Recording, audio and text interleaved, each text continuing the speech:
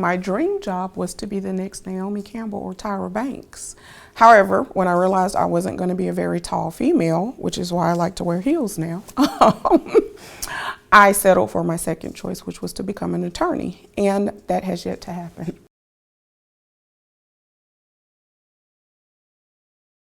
Probably about 9:15 we start inspection. When I finish inspection, I'll pick an area. I may go sit in mental health and chat up the mental health staff, see what they have going on. If one is seeing somebody else, then I'll go in another's office and just touch bases. I like to touch bases with my staff. I like to be hands-on, and I like them to feel like I take an interest in them, not just them doing their jobs, but them, period. We run chow, so me and my entire management team, my deputy warden of security, my deputy warden of care and treatment, admin, we're in the hall when lunch chow is running, and we run chow, and once chow is over, we all go back to our respective areas. If you do something you love to do, it doesn't seem like a job. So the interesting part about this is there are days that it doesn't seem like it's a job because I'm doing something that I love to do. One I've learned is to be humble, and not to say that I wasn't, but I think it's very important to be humble in any instance, whether you are in a leadership position or you're not in a leadership position, just being humble as a person. I've learned to listen. I think sometimes when leaders or in the beginning of your I have it or I've arrived, or some people feel that way, and you're just so focused on whatever the task is at hand that you're not listening. I would say to be observant, and one of the most important things is you can always learn from others. I think sometimes people get to a point where they feel like, well, I may know everything. Nobody knows everything. And you can learn from other people. I came to the agency with the goal of becoming an attorney. And so I was like, well, I'll go do this for 2 years and then I'll go to law school. And so 2 years in, I was still here, and 15 years later, I'm still here.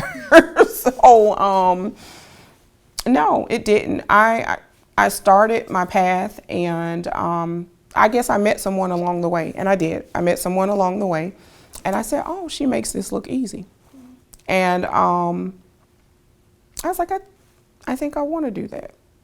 And then it was, it was like, okay, so how do I get there? And the person that did it was kind of they're my mentor. They're one of my mentors, and they took an interest in me, and they started to point me in certain directions and made sure that I had certain training or work. Well, at one point she was my supervisor, and she would make sure that I got certain trainings and things, and just coaching and making sure that you present yourself in the best light, and that you're taking away what you need to take away from things.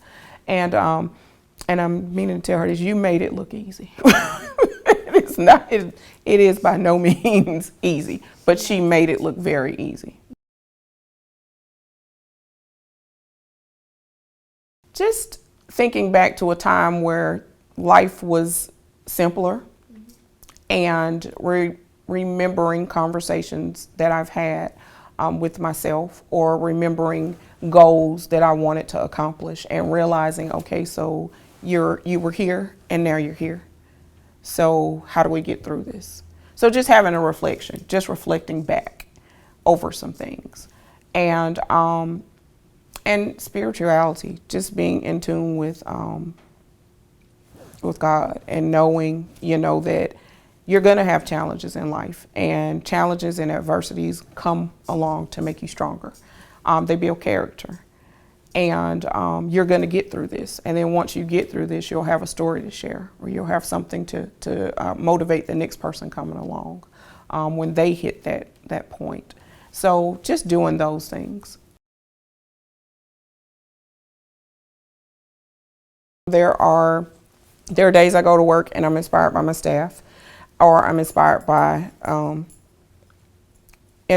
offender, or I'm inspired by just things that happen within a day. And it was when she came to Metro State Prison as the warden. And she made it look easy. She just, pointed here, pointed there, gave a few directions, and things just fell into place. And I was like, oh, I can do that. And she made it look easy. She made being a warden look easy. She made being a regional director look easy as well. So anything that she does with ease and with, that's the way it looks. It may not be that way, but that's the way it looks. And so I was like, okay, well, I think I can do that. Investing in yourself. Like I said, we invest in material things, and those material things, you buy clothes that are going to go out of style. You buy a car, it's going to depreciate. You focus on materialistic aspects in your life, and a lot of times people don't put that focus on themselves. So invest in yourself, whether it's getting education, whether it's learning more about yourself as a person, whether it's getting in tune with what it is you actually want to do. This may not be what you want to do. This may not be your passion or your calling, but focus on yourself and invest in yourself so that you can figure out what it is that you want to do and how you can make a difference. The direction we've gone with educating offenders, the GED, advance, even the gold devices, just getting them more in tune with the outside world, because one day they're going to go home. Some of them are going to leave us.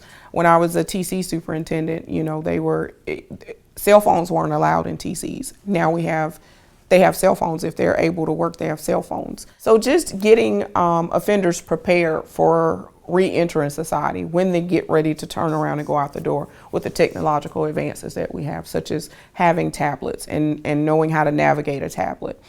Having access to a cell phone when they go to the transitional center and they're transitioning back into the world. Educating themselves, getting them to invest in themselves, getting them to realize that they're worth the investment. They're listening, great listening skills, discernment. Sometimes you have to have discernment. You're going to hear a lot of stuff as a leader. You're going to have to diffuse conflicts with employees, conflicts with offenders, and you have to be able to listen, and you have to be able to discern, and you have to be able to take in information and put it back out. In this position, you have to speak a lot of public speaking, but you have to be able to speak. You have to be able to write too. You have to be able to communicate orally, written, just the eye, being observant. You have to be able to spot talent. You have to know how to cultivate that talent, how to help that person build that talent, how to get them from that level to the next, or push them in that direction. And just how to improve things. And then also working on you. You're always constantly bettering yourself. I'm still trying to figure that one out, because and that's my phone, that's a tracking device, or I call it my tracking device. And at any given time, it can go off. And if you're at home and it goes off, then whatever you have at home is paused, and you're tending to it. And then once you deal with it, it's not like, I'm not one of those people that just switch it off and switch back into this mode. So then I kind of have to decompress and put that there, and then get back into the mode of being at home and being in that. So I'm still figuring that one out myself.